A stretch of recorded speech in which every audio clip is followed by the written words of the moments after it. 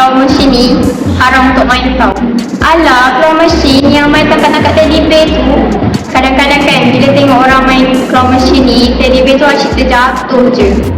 Kenapa permainan ni haram? Sebab permainan ni berunsurkan judi.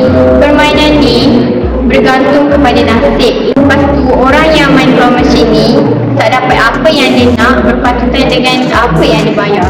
So rugi je lah kalau orang main claw machine ni. Baiklah straight. Tu je dari dia. Sembang tak kosong.